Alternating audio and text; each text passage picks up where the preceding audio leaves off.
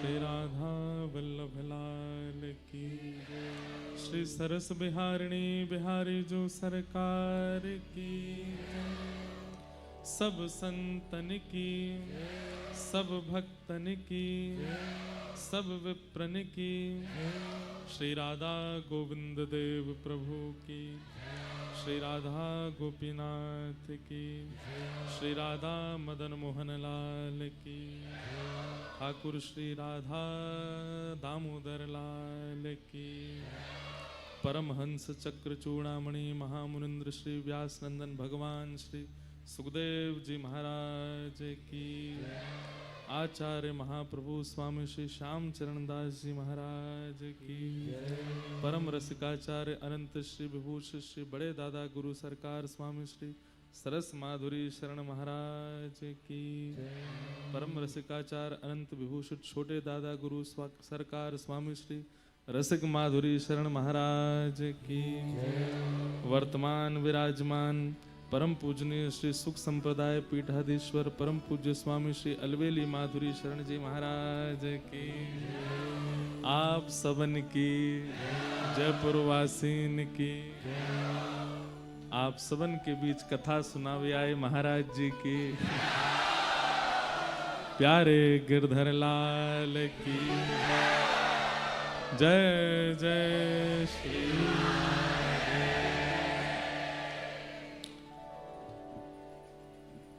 परम मंगल में प्रात प्रखलेश्वर, अकारण करुणा वरुणालय, भक्त वांछा कल्पतरु, तड़ित्वित विनिंदित पीताम्बरधारी श्री बाल कृष्ण लाल की महती अनुकंपा से हम आप सब लोग आज श्री सरस बिहारिणी बिहारी जी सरकार के परम सन्निधि में जयपुर के सरस निकुंज, जो कि मैंने पहले भी कहा इस बार भी कहूंगा,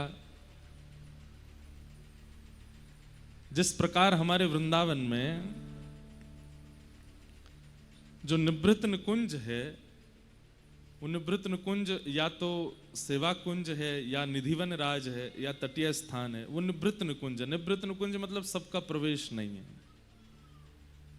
सब लोगों को आवाज आ रही है ना हमारी? निवृत्त निकुंज का मतलब कुंज, निकुंज, निवृत्त निकुंज। कुंज मतलब जहां सब प्रवेश कर सकते हैं, वो कुंज है। पर जहां आचार्यों ने अधिकार देकर के हमें प्रवेश करा रखा है, वो निकुंज है। और जहां प्रियालाल जी कृपा करके प्रवेश कराते हैं, वो निवृत्त निकुंज है। हम ज्यादा देर तो अब हम कैसे अपने पापों को धुलें बताओ। हमको आज बहुत है, क्या करें? ऐसा है, हम पहले ही एक दिन दे चुके हैं यहाँ पे, इसलिए कोई दिक्कत नहीं है। 19 तारीख को हम एक दिन तो दे ही गए थे यहाँ पे। उस दिन वहां रेवासा की कथा 6 बजे हुई थी शुरू। तो आज जब हम लेट हुए तो हमसे कोई बोले कि हिसाब बराबर हो गया। जयपुर वालों ने सीकर की एक दिन की कथा लेट कराई, आज सीकर वालों ने जयपुर की लेट करा दी। तो हमें तो इतनी अंदर से आज हम कैसे बताएं, हम कैसे बैठे मंच पे। हमारा कोई क्रम तो था नहीं आज रुकने का सीकर में। कल ही हमारा तिलक हो गया था। तिलक मतलब विदाई हो गई थी। मंच पे ही हमको श्रीमद जगत गुरु निम्बारकाचार्य प्रभु श्री अग्र मलुक पीठाधीश्वर महाराज जी और आदि आदि कई महामंडलेश्वर सब आके तिलक कर गए। तो फ्री तो हम हो ही गए थे, लेकिन फिर वहां की एक नगर देवी हैं जीर्ण माता मंदिर, वहां अब हम ही जानते हैं कि हम कैसे कैसे सब जगह से निकल के पहुंचते हैं। यहाँ पे हमारे केनिया के अभी हमारे परम मित्र बैठे हैं यादवेंद्र जी, यादव जी को पता है हम केनिया भी ऐसे ही पहुंचे थे। इन लोगों के प्राण हलक में आ गए थे। बोले अब महाराज जी कथा होगी भी कि नहीं, हमारे पासपोर्ट ही नहीं आए एम्बेसी से और रात की फ्लाइट है। ये हमारे जो गिरधर लाल जी है ना, ये ऐसे ही खेलते हैं, इसलिए हम कहते हैं दूर से ही प्रणाम कर लो, बस इनकी सन्निधि ले लोगे, इतना आपको जो है घुमा के जो है कर देंगे कि आप ही नहीं समझ पाओगे। तो कल रात में हमको 2 बज गए, शयन किए, सुबह उठ करके हमारा था कि महाराज जी को प्रणाम करके निकल जाना है जयपुर, प्रेम से जाएंगे, कथा सुनाएंगे। सुबह ही हमारे परम मित्र हैं श्री बागेश्वर वाले महाराज जी का फोन आया कि आज हम पहुंच रहे हैं वहां पर सीकर। मैंने कहा आप बिल्कुल निश्चित पधारें महाराज जी, दास तो अब प्रस्थान कर रहा है। तो फिर मित्रता में जो होता है वही हुआ, आम पाम 100 साल की कुट्टी, ना तुम हमें जानते ना हम तुम्हें जानते, कोई हमारी पहचान नहीं। अरे मैंने कि ऐसे तो नहीं। बोले हम 2 बजे पहुंच जाएंगे, हमको आप हवाई पट्टी पर मिल लीजिएगा और वहां से आप जयपुर चले जाना। मैंने चलो पहले दिन की कथा आधा पौना घंटा लेट कर देंगे। अब हम हवाई पट्टी पर खड़े हैं, उनका जो प्राइवेट हवाई जहाज है वो उतरा वहां 4 बजे। हम 3 बार तो मैंने कि भैया हम चलें, अब चलें, वहां पे लोग बाग प्रतीक्षा कर रहे होंगे। लेकिन संघ वाले उनके पहले ही आ गए थे, बोले महाराज जी कह के गए भैया को जाने मत देना। अब मैंने कि एक तरफ तो हमारी कथा विलंबित हो रही है, दूसरी तरफ मित्र रूठ जाएगा, तो दोनों तरफ की बात थी, क्या करें। फिर भी मन में विचार आया कि निकल दें। एक बार तो हम निकलने को हो ही गए। मैंने कहा चलो अब नहीं रुक रहे, अब सीधे चाहे 1-1.5 घंटा लेट कथा होगी, 2 घंटा लेट हो जाएगी, हम जा ही रहे हैं। बस जैसी गाड़ी मोड़ी तो पुलिस वाले बोले अब आप नहीं जा सकते, अब तो हवाई जहाज उतरने वाला है। तो हमने फिर योजना बनाई कि अब एक काम करते हैं, हाईवे पे एक गाड़ी खड़ी कर देते हैं, थोड़ी दूर तक हम चलेंगे, फिर उस गाड़ी में बैठ के हम जयपुर चले जाएंगे। महाराज जी आए, बैठे गाड़ी में। अब उनके संग तो सुनामी चलती है ना, तो जैसे तैसे हम निकले। तो हाथ पकड़ के, मैं गाड़ी चला रहा था, तो मैंने कि थोड़ी दूर महाराज जी रहवासा यूं मुड़ जाना है, तो मैं वहां उतर जाऊंगा, आप चले जाना, हम सीधे जयपुर निकलेंगे। तो फिर वो लोकेश जी हमारे संग में ही थे, और भी संग, तो बोले यजमान तो संग ही घूम रहे हैं आपके, तो दिक्कत क्या है। मैंने कि नहीं महाराज जी ऐसी बात नहीं है, वहाँ इतने सारे लोग, मुझे फोन पे फोन आ रहे थे, बोले कि लोग बाग आके सब बैठ गए हैं। मैंने कहा भाई ज्यादा नहीं, हम 5:30 बजे तक तो पहुंचे ही जाएंगे। अब उन्होंने हाथ पकड़ा, बोले कि देखिए ये हाथ जो हम दोनों ने पकड़ा है ये आज छूटने नहीं पाए, जिसने इसको छुड़वाया फिर वो हम दोनों की मित्रता तोड़वाने का भागीदारी होगा।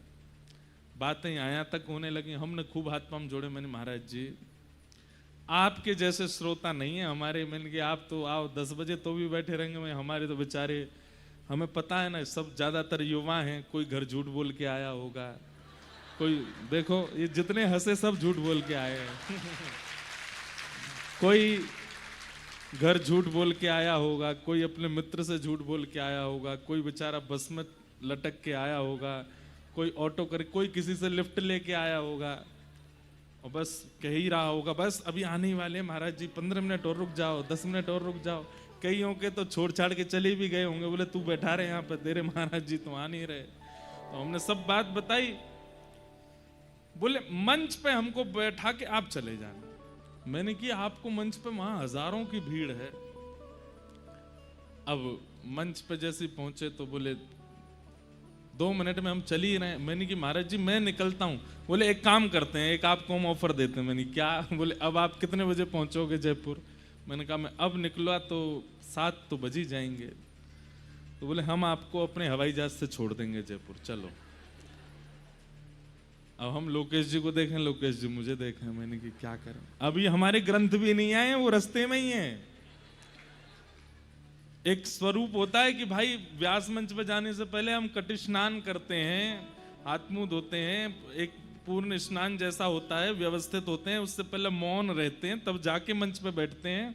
आज कोई नियम नहीं हुआ हमारा, हम सीधे हवाई जहाज से उतरे। अच्छा, फिर हमने उनको कहा, मैंने अब हवाई जहाज में तो बैठ गए। मैंने कि महाराज जी अब जो वहां पे मेरी धुलाई होने वाली है उसको कैसे बचाया जाए? तो बोले क्या करें? मैंने कि अब आप चलो वहां पे। मैंने कि मैं आपके संग मंच तक गया तो आप चलो मेरे साथ खत्म है। तो सुन तो लो। अब वो अपने बताने लगे हमारे तो एक क्रम है, हमको दिल्ली पहुंचना है, ये मैंने कि ये सब मैं कथा छोड़ के बैठा हूं अपनी, मेरे सब श्रोता बैठे हैं वहां पे। तो फिर वचन दिए, बोले कि मैं अगले 7 दिन के अंदर आ जाऊंगा, आप निश्चिंत रहो। तो महाराज हवाई जहाज उतर गया, जयपुर में गेट खुल गया। मैंने कहा मैं उतरूंगा नहीं, पहले बोल के जाओ आओगे। बोले मैं पक्का आऊंगा। ठीक है, फिर हम भागे दौड़े। तो आज वहां एक प्रकार से श्री राघवाचार्य जी महाराज, जिनकी पावन स्मृति में कथा हो रही थी, आज ही उनकी तिथि है। जिन लोगों ने गत वर्ष कथा सुनी यहाँ पर, उनको पता होगा कि महाराज जी यहीं कथा में आए थे और यहीं विराजमान होकर के पूरी कथा सुन रहे थे। उस दिन श्री हरिदास जी का चरित्र हो रहा था और महाराज जी बड़े प्रसन्न होकर के बड़े आनंद से आशीष देते हुए गए थे। आज सुबह जब हम महाराज जी के पास गए तो महाराज जी कह भी रहे थे, बोले कि वैसे तो कथा आज तक होनी थी, पहले कथा का क्रम आज तक ही होना था, लेकिन वो किसी कारणवश एक दिन पहले पूर्व शिफ्ट हुई और फिर जयपुर कथा को आज से करना प्रारंभ हुआ। तो महाराज जी बोले वैसे तो आपको आज रुकना चाहिए था, क्योंकि आज ही महाराज जी की तिथि है और वो काम हो ही गया, हमको रुकना पड़ ही गया। पर इन सब बातों की बात हमें बहुत घबराहट हो रही थी, मुझे आप सबकी बहुत चिंता, और मुझे बस यही लग रहा था कि लोग कितनी दूर से आए होंगे, छोटे बच्चे भी होंगे, कोई कैसी कैसी परिस्थितियों से सब हम पे विश्वास करके समय पे आके बैठ गए। और समय पे नहीं, यहाँ पे मुझे पता है 1-1, 2-2 बजे से लोग आके बैठ गए, सबको था। हाँ पता है हमें। तो फिर मन में आया कि इस भाव के बदले में क्या दूं। तो फिर मन में ऐसी भावना उत्पन्न हुई कि पिछली बार हमने 1 दिन एक्स्ट्रा दिया था कथा में, पर इस बार हम ऑलरेडी दे चुके हैं, इसलिए कुछ नहीं देंगे। ऑलरेडी 1 दिन दे चुके हैं, लेकिन फिर भी प्यारे गिरधर लाल जी कुछ योजना बनाएंगे, कुछ भाव करेंगे, तो कुछ ना कुछ तो आप लोगों को उपहार मिलेगा। और फिर जब आए तो आज मैं जब मंच पर चढ़ा तो पहले तो मुझे लगे कि लोग बाग ऐसे घुर्रा के देख रहे होंगे, बोले बता यार ये कोई बात है, हम कब से बैठे। पर आप लोगों का उत्साह देख करके मेरे को तो सबकी बलैया ले भैया, जय हो। आप सब जयपुर वाले, हमारे गोविंद देव जी सही हाथों में हैं, सही लोगों के पास है। नहीं तो ऐसा होता है ना कि अपने घर का व्यक्ति कहीं और जावे तो घर के लोग बड़े चिंतित होते हैं, पता नहीं वहां के लोग कैसे होंगे, ध्यान रखेंगे कि नहीं भोजन। पर आज ये बात सिद्ध हो गई कि गोविंद देव जी इसीलिए टिक गए हैं क्योंकि आप सब लोगों का जो उत्साह है, जो प्रेम है, वो निश्चित ही बहुत वंदनीय है। फिर भी हम पूज्य महाराज जी हमारे मध्य में विराजमान, आचार्य बड़े भैया जी, छोटे भैया जी और हमारी संपूर्ण आचार्य प्रणाली और आप सब श्रोताओं से एक और बार क्षमा मांगते हैं। हम बहुत विलंब से आए हैं, पर कल से हम बिल्कुल एग्जैक्ट टाइम पे आएंगे, यही दे रहे हैं आपको। चलो कल से हम टाइम पे ही रहेंगे, बिल्कुल आप बिल्कुल निश्चिंत होके सुनिएगा। आज हमारे परम पूजनीय श्री आशीष जी महाराज, वे कह भी रहे थे कि उनका बहुत समय से भाव था कि कभी ठाकुर जी की सेवा करें, और आज ठाकुर जी उनकी सेवा के लिए ही हमको विलंबित कर रहे थे। इस कथा की एक बहुत विशेष बात है, हम ज्यादा देर नहीं बोलेंगे, थोड़ी देर ही कुछ कहेंगे। इस कथा की सबसे विशेष बात क्या है? प्रमुख यजमान प्यारे गिरधर लाल जी हैं। पूरी दुनिया की किसी भी कथा में, पूरी दुनिया की किसी भी कथा में प्यारे गिरधर लाल जी 7 दिन नहीं विराजते। केवल एकमात्र भक्तमाल की कथा जो कि श्री जयपुर में हो रही है, एकमात्र यही कथा है जहां ठाकुर जी बैठते हैं। इसलिए ये बड़े सौभाग्य की बात है कि आप सब लोग ठाकुर जी के साथ बैठ के कथा सुन रहे हो। हमारे पीछे सब लोग दोहराइएगा, हरिजू आए विराजिए,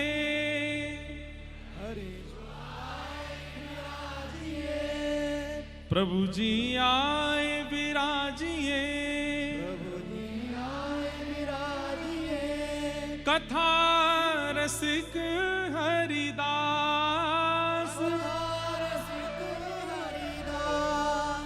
तुम श्रोता भक्तमाल के, तुम श्रोता भक्तमाल के, तुम पद रज हम दास, तुम पद रज हम दास। यही हैं भक्तमाल के श्रोता। और कितना बड़ा सौभाग्य, मैं तो अपने सौभाग्य पर नृत्य करने का मुझे मन होता है। हम जहां से आ रहे हैं रेवासा धाम, वही पीठ है जहां पर श्री नाभाजी महाराज ने भक्तमाल जी की रचना की। नाभाजी के उस रेवासा धाम को 7 दिन कथा सुनाई भागवत जी की, और वहां आज वहां के आचार्य चरण, पूर्वाचार्य चरण का महोत्सव करके यहां कथा करने, वो कथा करने आए जो हमारे, एक प्रकार से कह दिया जाए तो रेवासा में हमारे यजमान कौन हुए? रेवासा में हमारे यजमान श्री नाभाजी, रेवासा में हमारे यजमान श्री अग्रदास जी महाराज। तो अग्रदास जी महाराज और नाभाजी महाराज हमारे यजमान हैं, उनको कथा सुना के आए हैं। और उनको कथा सुना करके आकर के यहां अब आप लोगों को जो कथा सुना रहे हैं वो कौन सी कथा है? जो श्री नाभाजी ने हमको दक्षिणा प्रदान की। क्या? भक्तमाल। एक प्रकार से रेवासा कथा की दक्षिणा हम अकेले नहीं, सब में वितरण कर रहे हैं, सब में बांटने के लिए आए हैं। श्री अग्रदास जी महाराज जो कि सखी स्वरूप में चंद्रकला जी के अवतार हैं और चंद्रकला जी के भाव से श्री सियाजू की सेवा करते हैं, लेकिन अकेली सिया जी की सेवा से उनको तृप्ति नहीं है, इसलिए वे श्री भरतलाल जी के रूप में आते हैं और श्री राम जी की सेवा करते हैं।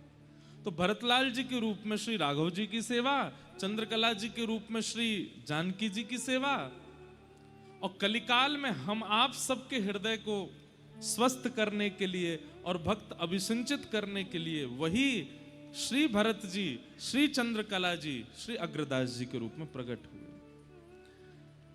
अग्रदास जी महाराज, उनके परम शिष्य श्री नाभा गोस्वामी जी।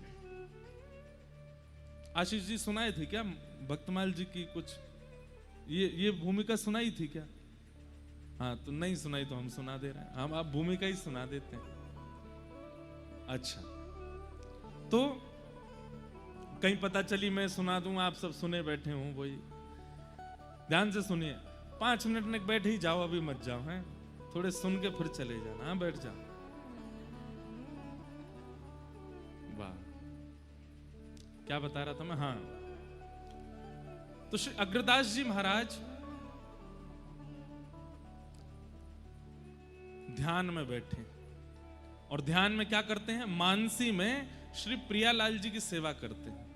जैसे हमारे वृंदावन में, और भैया जिन्होंने पिछले वर्ष वाली कथा नहीं सुनी है ना, उन सबसे हमारी प्रार्थना है वो जरूर सुन लीजिए। रसिक त्रिवेणी पर कथा हुई थी यहाँ पर, श्री स्वामी हरिदास जी, हितरवंश महाप्रभु और हरिराम व्यास। रसिक त्रिवेणी, जैसे हमारे वृंदावन में रसिक त्रिवेणी है, ऐसे श्री राघव जी की सेवा परंपरा में श्री अग्रदास जी की भूमिका है। श्री अग्रदास जी महाराज रस परंपरा के अधिष्ठाता हैं। जैसे रस परंपरा हमारी श्री सरस कुंज की रस परंपरा है, ऐसे ही श्री राघव जी की परंपरा में रस परंपरा के एक प्रकार से कह दें तो जनक कौन है? श्री अग्रदास जी महाराज। उनका काम और चीजों से नहीं है, उनका तो एक ही भाव है कि क्या श्री प्रियालाल जी दोनों निकुंज में विराजे रहो, राजी रहो और कुछ मत करो। कहां तक कहें, मिथिला के लोग ये नहीं मानते, वे कहते हैं कि रावण वध तो किसी और ने किया है, हमारे जमाई राजा राम जी तो कभी हमें छोड़ के गए ही नहीं, वो तो मिथिला ब्याह करने आए और श्री जानकी जी के साथ फिर यहीं रह गए, यहां से कहीं नहीं गए। ऐसा मिथिला का भाव है। तो ऐसे भावों के प्रवर्तक हैं श्री अग्रदास जी महाराज। इन भावों में सबका प्रवेश नहीं हो पाता। प्रियालाल जी की नित्य निकुंज की सेवा, तो आप अपने आसन पर बैठ करके नेत्र बंद करके ध्यान लगा करके श्री प्रियालाल जी की मधुर सेवा कर रहे थे। सेज पर श्री जी विराजी हैं, सेज पर श्री राघव जी विराजे हैं और उनकी मधुर भाव से आप सेवा कर रहे थे। पद सुनाए कोई निज भाव का। श्री अग्रदास जी महाराज।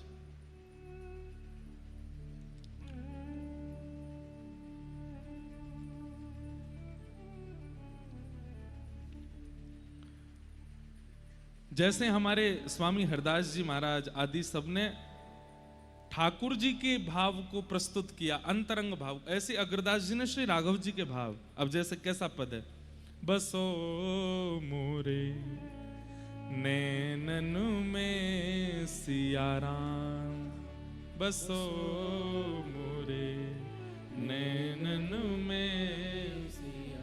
कितने सुंदर शब्द हैं। ऐसे ही हमारे व्रज में भी गाते हैं, बसो मोरे नैननु में दो चंद, बसो मोरे नैननु में। लेकिन श्री अग्रदास जी क्या गा रहे हैं, कल्प बेली श्री जनक नंदिनी, कल्प बेली श्री जनक नंदिनी, रघुनंदन घन श्याम,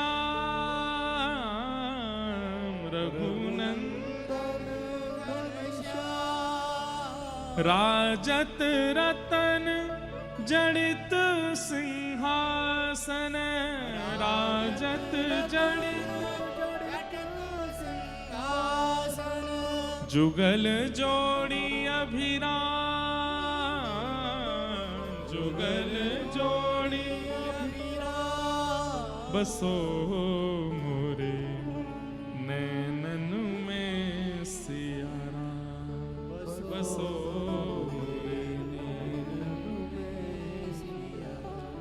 अग्र अली।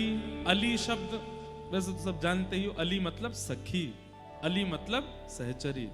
अग्र अली निरखत यह शोभा, अग्र अली निरखत यह शोभा, वारत कोटिक काम, वारत कोटिक काम, बसो मोरे नैननु में सिया राम, बसो मोरे नैननु में। तो ऐसी अंतरंग रस उपासना श्री अग्रदास जी महाराज करते हैं।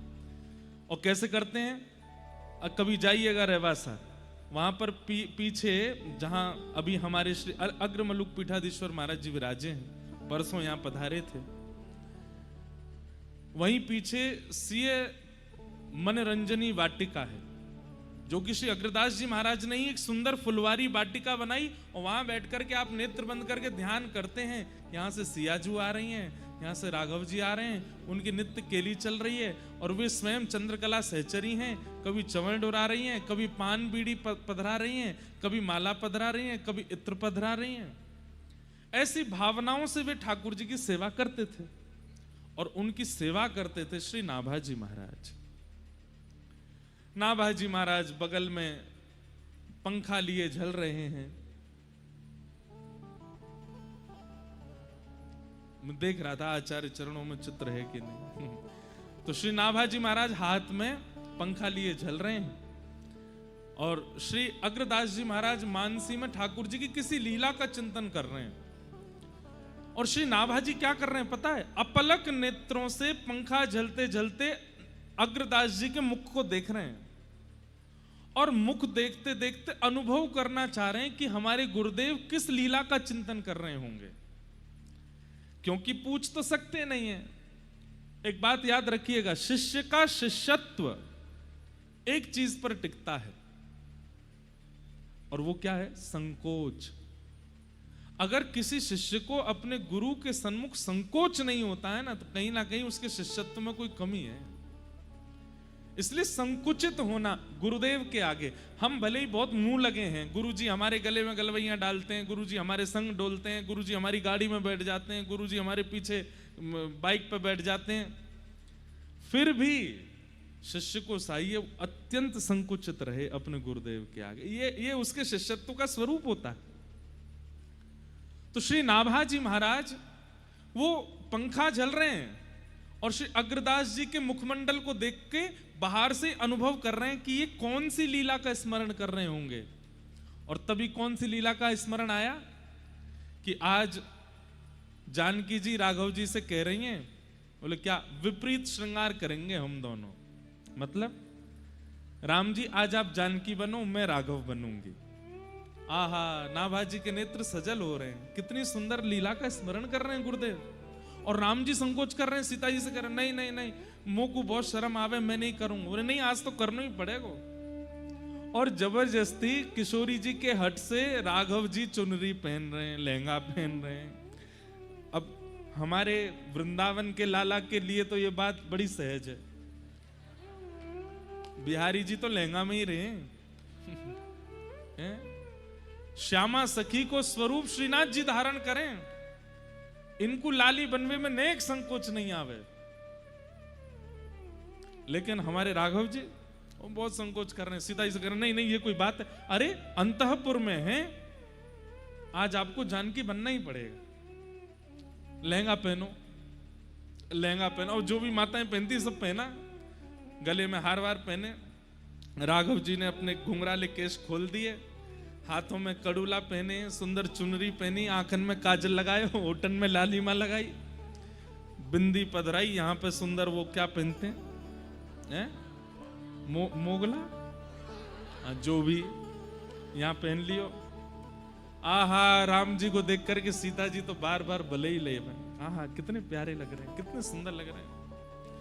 इतने में ही जानकी जी राघव जी का रूप धारण करके आई हैं, बढ़िया सुंदर धोती, ऊपर पीतांबरी पहन करके, यहाँ तस्कर में बाण है, यहाँ पर धनुष है, केश खोल करके और बढ़िया मुकुट सिर पर किरीट धारण करके सीता जी राम जी का रूप धारण करके आई और दोनों विहार कर रहे हैं। वशिष्ठ मुनि, उनका नित्य नियम है, वो रोज संध्या होते ही जब सब अपने अपने घरों में अंतःपुर में चले जाते हैं तो वशिष्ठ मुनि जाते हैं और सरजू जी के तट पर बैठ करके नेत्र बंद करके पूरे दिन तो गुरु जी बने घूमते हैं और रात्रि में श्री वशिष्ठ मुनि नेत्र बंद करके श्री राघव जी और जानकी जी को परमात्मा मान के प्रणाम करते हैं। पूरे दिन तो गुरु रूप में रहते हैं। तो वशिष्ठ मुनि जैसे ही रात्रि में गए नेत्र बंद करके, जैसे ही बैठे तो क्या देखा, राम जी तो गोरे गोरे डोल रहे हैं और श्री जानकी जी सांवली हो गई हैं। राम जी फिरकनी ले ले करके नाच रहे हैं और श्री जानकी जी जो हैं वो कभी प्रत्यंचा चढ़ावे, कभी धनुष बाण ऊपर करें। तो वशिष्ठ मुनि बोले ये राघव जी गोरे कैसे हो गए और श्री जानकी जी सांवली कैसे हो गई। अब सोचिए वशिष्ठ मुनि का चिंतन कितना तीव्र है कि अंतःपुर में राघव जी जो लीला कर रहे हैं वो उनको सरजू जी के तट पर अनुभव हो जाती है। उनके मन में बेचैनी हुई, बोले ये कैसे हो सकता है। अब वशिष्ठ ऋषि उनको कौन रोके, सीधे घुसते चले गए कनक भवन में। अब कनक भवन में राजाओं के यहाँ नियम होता है कि कोई आ रहे होते हैं तो हल्ला करते हैं, आगे फिर आगे वाले सैनिक उससे आगे हल्ला करते हैं, सावधान श्री वशिष्ठ गुरु पधार रहे हैं। ऐसे हल्ला होते होते जैसी अंतःपुर में आवाज गई, राम जी यहाँ सुंदर चुनरी लिए बैठे हैं, इतने में ही आवाज आई, सावधान श्री वशिष्ठ गुरु पधार रहे हैं। जैसे ही राम जी ने सुना तुरंत चुनरी उठा के, अरे सीता जी ये क्या हो गया, देखो गुरुदेव आ रहे हैं। अच्छा, औरों के लिए तो किवाड़ बंद रहती है, कोई भीतर नहीं आ सकता, पर गुरु वशिष्ठ तो सीधे नॉक भी नहीं करेंगे, सीधे भीतर ही आएंगे। राम जी तुरंत दौड़े, महाराज लहंगा उतारो, चुनरी उनरी फेंकी, ऊपर ते सब निकारे, अपनों मुंह सब पहुंच माच के बिंदी बिंदी हटाई के सारे बांधे, तुरंत पीतांबरी पहनी। जानकी जी तो भीतर ही चली गई, बोले तुम संभालो, हम तो भीतर रहेंगे। अच्छा, बहुएं तो बच भी सकती हैं, ये कहां जाएं। इतने में बस धोती पहन के पीतांबरी धारण करी ही है, इतने में तो द्वार खुल गए वशिष्ठ मुनि सामने। राम जी श्री चरणों में प्रणाम गुरुदेव। राघव सब ठीक है जी गुरुदेव। देखिए जी तो सांवले ही हैं। बोले पता नहीं आज मेरे चिंतन में कुछ था। वो गुरुदेव कुछ कह रहे हैं आप? बोले नहीं नहीं कुछ नहीं, जानकी लाली ठीक। इतने में जानकी जी भी आ गई, गुरुदेव प्रणाम। सब ठीक है। थोड़ी देर देखने लगे इधर उधर, बोले कुछ तो हुआ था, मेरे चिंतन में कैसे विपरीत हो गए। अच्छा ठीक है राघव, अब तुम सो जाओ, मैं चलता हूं। राम जी जैसे ही प्रणाम, सिर झुका के प्रणाम किए, घुटने पे बैठ के प्रणाम करके जैसे ही उठे, सोई राम जी की मांग का सिंदूर दिख गया। बाकी सब श्रृंगार तो उतर गए, पर सिंदूर लगो रह गयो। वशिष्ठ बोले राघव ये क्या है? अरे गुरुदेव कुछ नहीं, गुरुदेव कुछ नहीं, वो तो ऐसे। वशिष्ठ मुनि मुस्का गए, संकोच मत करो, मैं किसी को नहीं बताऊंगा। अब सोच लीजिए वशिष्ठ मुनि ने कैसी छुपाई बात की, आज हम भी आप सबको बता रहे हैं, सब जगह पहले ही गई। तो ऐसी निभृत निकुंज की लीला श्री अग्रदास जी चिंतन कर रहे हैं, और चिंतन करते करते नेत्रों से अश्रुपात करते जा रहे हैं। और श्री नाभाजी महाराज वो पूछ नहीं सकते, पर दूर खड़े खड़े पंखा झल रहे हैं, और देखते देखते गुरुदेव की मुख कांति से ही अनुभव कर रहे हैं कि अब इनको ऐसा दिख रहा है, अब इनको ऐसा दिख रहा है। और तभी अग्रदास जी महाराज की भ्रकुटी थोड़ी टेढ़ी हुई, और जो ध्यान में सिया राम जी की मधुर लीला चल रही थी वो अंतर ध्यान हो गई। क्यों? श्री अग्रदास जी का कोई शिष्य समुद्र रास्ते से कुछ सामग्री लेकर के जहाज में आ रहा था, और बहुत तेज तूफान आने की वजह से वो घबरा करके श्री अग्रदास जी को पुकार रहा था, हे गुरुदेव श्री अग्रदास मेरी रक्षा करो, हे गुरुदेव श्री अग्रदास मेरी रक्षा करो। और उस शिष्य के पुकारने से यहां अग्रदास जी का चिंतन भंग हो गया।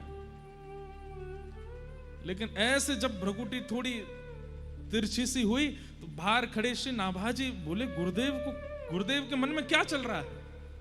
और तभी मुखमंडल से पहचान तो जाते ही थे, तभी उन्होंने देखा कि ओहो इनका कोई शिष्य दूर नाव में पुकार रहा है, वो तूफान में फंस गया है। तो आप जो पंखा झल रहे थे ना, उसको दूसरी दिशा में जोर से झलना प्रारंभ किया, तो यहां नाभाजी के पंखा झलने से दूर समुद्र में उसकी जो जहाज तूफान में फंस गया था, वो हवा के झोंके से तूफान से निकल करके सुरक्षित स्थान में पहुंच गया और सहज ही निकल गया। और नाभाजी महाराज तुरंत बोल पड़े, गुरुदेव अब आप पुनः अपना चिंतन कर सकते हैं। आपके परम शिष्य की जो जहाज फंसा था, अब वो सुरक्षित पार निकल गया है। ये सुनते ही श्री अग्रदास जी के नेत्र खुले और बोले, तुम्हें कैसे पता कि मेरे चिंतन में क्या चल रहा है? ये अनुभव तुम्हें कैसे हो रहा है? नाभाजी महाराज चरणों में गिरे, सब आपकी कृपा है गुरुदेव, मेरी कोई कृपा नहीं, मेरी कोई योग्यता नहीं है। अग्रदास जी महाराज बोले तो फिर बैठो, अगर ये योग्यता प्राप्त है तो इस योग्यता का एक सफल कारण करो। बोले क्या? भक्तन को यश गाओ। तुम यहां बैठ करके किसी का भी चिंतन कर सकते हो, तो यहां बैठ करके भारत में प्रगटे दिव्याति दिव्य भक्तों का चिंतन करो और उनका यश लिखो, और दिव्य भक्तमाल ग्रंथ की रचना करो। और श्री नाभाजी महाराज ने यहीं रहवासा तीर्थ में, जहां से हम कथा करके आए हैं, वहीं बैठ करके सीए मनोरंजनी वाटिका में एक एक भक्त का चिंतन करते गए, और वही भक्तमाल ग्रंथ तैयार होता गया, जिस भक्तमाल को हम सुनने के लिए बैठे। 3 आचार्य नहीं आए, हरिदास जी, हरिराम व्यास जी और हितरिवंश महाप्रभु। क्यों नहीं आए? क्योंकि ये तीनों वृंदावन छोड़ के कहीं जाते ही नहीं। हरिराम व्यास जी तो कहते हैं कि मैं ब्रज की तृण की शपथ खा के कहता हूं कि श्री किशोरी जी के अलावा किसी को देखूंगा भी नहीं। कैसे आ जाएंगे रहवासा? तब श्री नाभाजी ने चरणों में प्रणाम करके कहा, बोले भगवान सब आ गए, लेकिन ये रसिक त्रयी हरित त्रयी नहीं आए मेरे चित्त में। तब श्री अग्रदास जी बोले वो इसलिए नहीं आ रहे हैं क्योंकि जब तक राधा रानी जहां नहीं पहुंचेंगी वो तीनों नहीं आएंगे। तब श्री अग्रदास जी ने किशोरी जी को स्मरण किया, और किशोरी जी का स्मरण करते ही रहवासा में सीए मनोरंजनी वाटिका में साक्षात ललिता विशाखा के सहित श्री किशोरी जी प्रकट हो गए। और किशोरी जी के आते ही किशोरी जी के आते ही अग्रदास जी ने प्रणाम किया और तभी किशोरी जी ने इशारा करके दिखाया तो श्री हितरवंश महाप्रभु, स्वामी श्री हरदास जी और हरिराम व्यास जी तीनों आचार्य आ गए और तीनों ने अपने भाव वहां पुष्ट कराए। ऐसा भक्तमाल ग्रंथ है।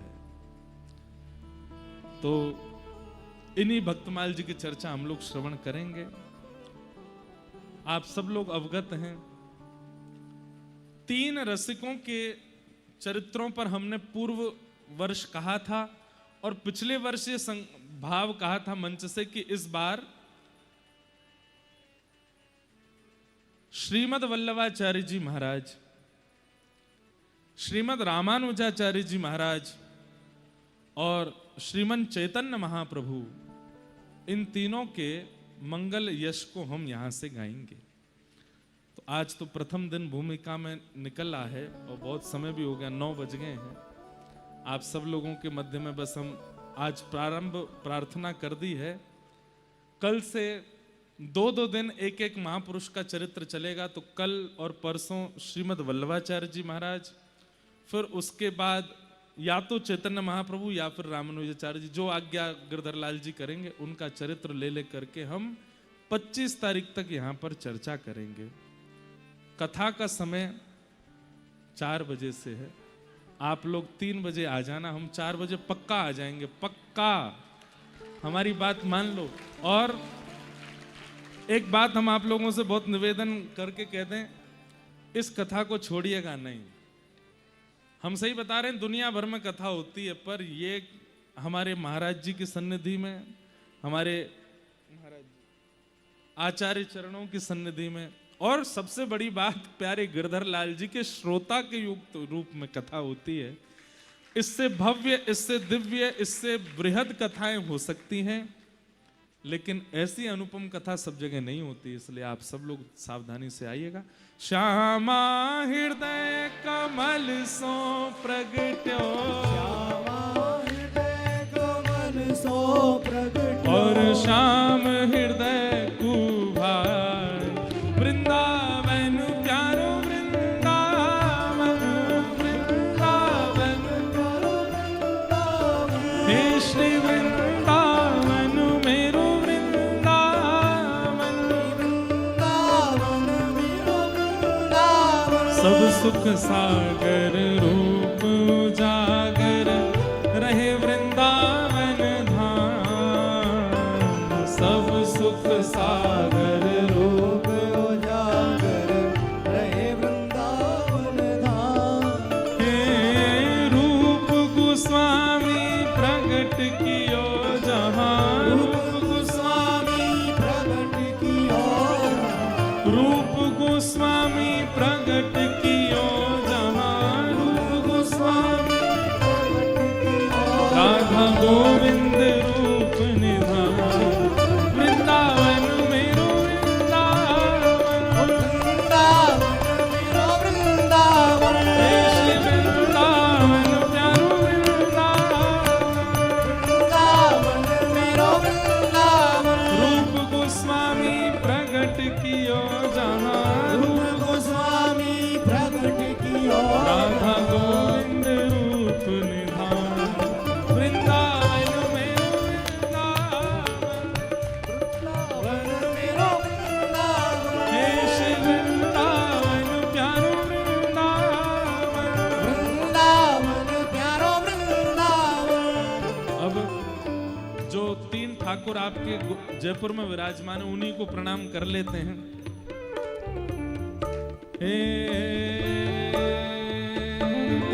विहरत निस दिन कुंज गलन में, ब्रज जन मन सुख धाम, विहरत निस दिन कुंज गलन में, ब्रज जन मन सुख धाम। गाइए। मदन मोहन को रूप निरख के, मदन मोहन को रूप निरख के, श्री मदन मोहन को रूप निरख के, मदन मोहन को रूप निरख के, हे सनातन बल बल जा, वृंदावन प्यारो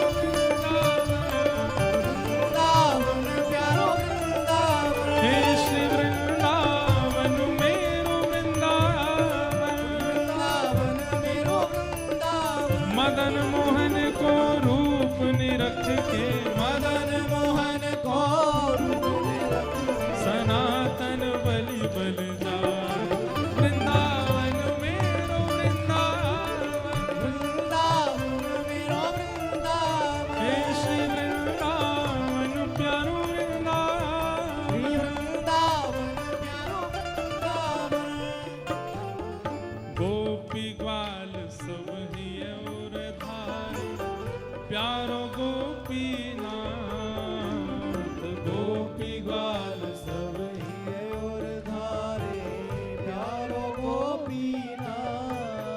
श्री मधु पंडित जिन कंठ लगायो मधु पंडित जिन कंठ लगायो मधु पंडित जिन कंठ लगायो मधु पंडित जिन कंठ लगायो। और है रही जय जयकार वृंदावन प्यारो वृंदावन प्यारो वृंदावन।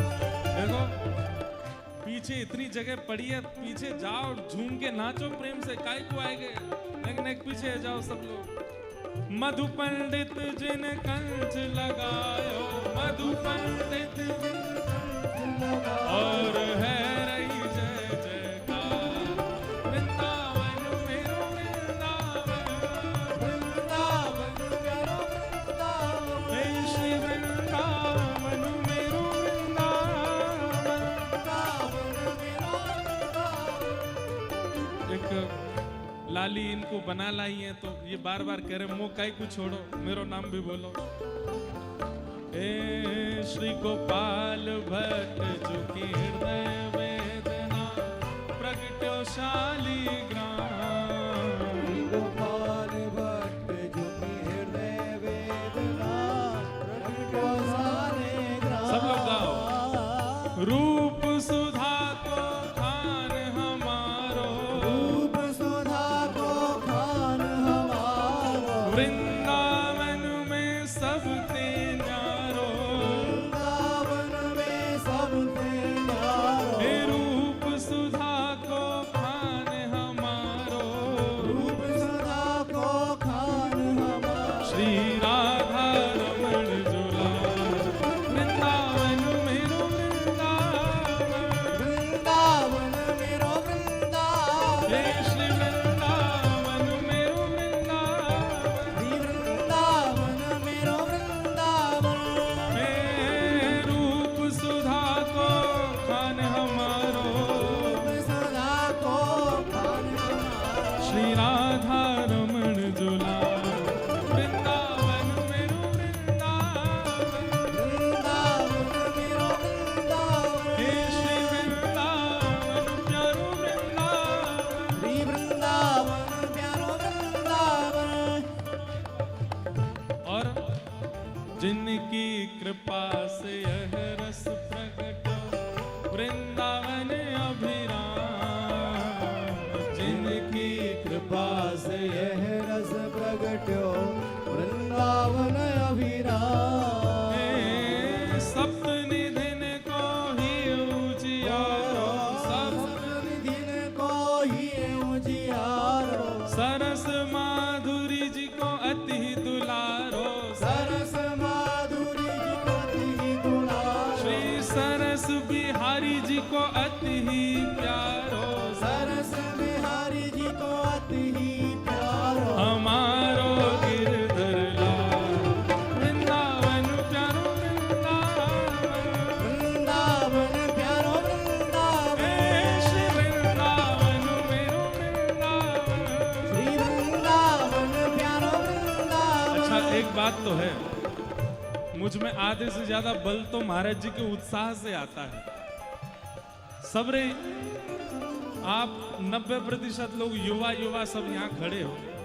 महाराज जी से आपसे ज्यादा युवा तो महाराज जी हैं। और एक बात बोलूं, ये हमारी रस परंपरा की पद्धति है कि आचार्य चरण बाहर दिखाते कुछ हैं भीतर कुछ हैं। ये बाहर देखने में आपको कितने भी उम्र के लग रहे हो, भीतर ये 5 वर्ष के ही हैं। हे सरस माधुरी को अति ही प्यारो सरस गुरु जी को अति ही प्यारो। श्याम चरण दास जी को अति ही दुलारो श्याम चरण दास जी को अति ही दुलारो। हे हमारो गिरधर लाल वृंदावन प्यारो वृंदावन। हे वृंदावन प्यारो वृंदावन। हे श्री वृंदावन मेरो वृंदावन। श्री वृंदावन प्यारो वृंदावन। जय